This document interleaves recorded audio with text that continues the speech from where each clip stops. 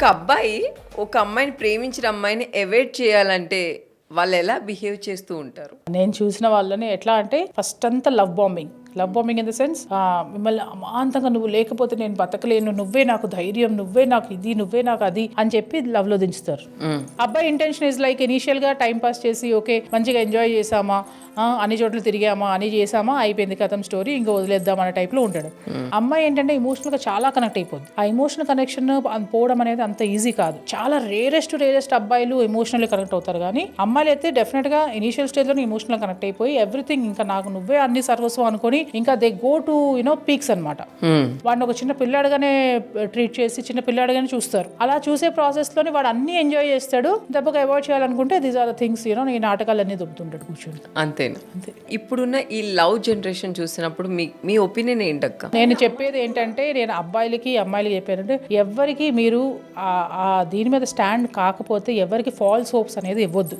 ఎందుకంటే falls hopes ఇస్తే ఇటు ఒక అమ్మాయికి కానీ మీరు ఫాల్స్ హోప్స్ ఇస్తే తను చేయాల్సిన ప్రయత్నం అంతా ఆపేసుకుంటది.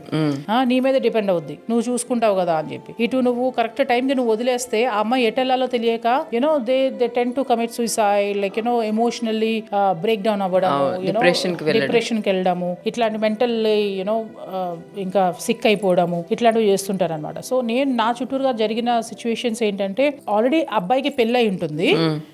అమ్మాయిలు చెప్పేది ఏంటంటే, ప్లీజ్ పెళ్ళైన వాడి జోలికైతే అస్సలు వెళ్ళొద్దు. You have to love your self first. నిన్ను ఎవడో వచ్చి లవ్ చేయడం కాదు, నిన్ను నువ్వు లవ్ చేసుకో, నిన్ను నువ్వు ట్రస్ట్ చేసుకో. ఎవరి మీద ట్రస్ట్ చూపించి నిన్ను ట్రస్ట్ బ్రేక్ చేసుకోవడము, ఇమోషనల్ గా డ్రాప్ అయిపోవడము, లైక్ ఆ మెంటల్ గా స్టెబిలిటీ లేకుండా, ఇమోషనల్ స్టెబిలిటీ లేకుండా పిచ్చి పిచ్చి పనులను చేయడము, ఇట్లాంటివి కాకుండా first try to be friends with them. Don't get into any relationship. ఈ కర్మ ఇవన్నీ కాకుండా అంటే పక్కన పెట్టినా కూడా, ఒక అమ్మాయి నీ కోసం ఏడుస్తుందంటే అలాంటి అమ్మాయిని అసలు వదిలిపెట్టకూడదు. నీ కోసం కేర్ చేస్తుంది, నేను చిన్న పిల్లాడిగా ట్రీట్ చేస్తుందంటే ఆ అమ్మాయిని అసలు వదిలిపెట్టకూడదు. ఆ అమ్మాయిని చీట్ చేసామంటే ఇంకా నీ కర్మ. అండ్ మోర్ ఓవర్ అమ్మాయిలు చెప్పేది ఏంటంటే, ప్లీజ్ పెళ్ళైన వాడి జోలికి అయితే అస్సలు వెళ్ళొద్దు. అంతకన్నా ట్రామా బాండింగ్ ఇంకొకటి ఉండదు. అదొక వర్స్ట్ బాండింగ్.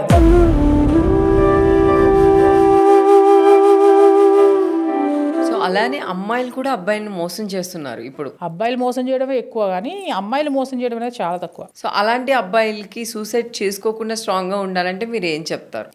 డెఫినెట్ గా ఐశ్వర్య డెఫినెట్ గా మీ గల్లీలోకి ఒక రోజు వస్తుంది. Wait for there is always something better waiting for you, so don't just compromise yourself for less అని అంటాను.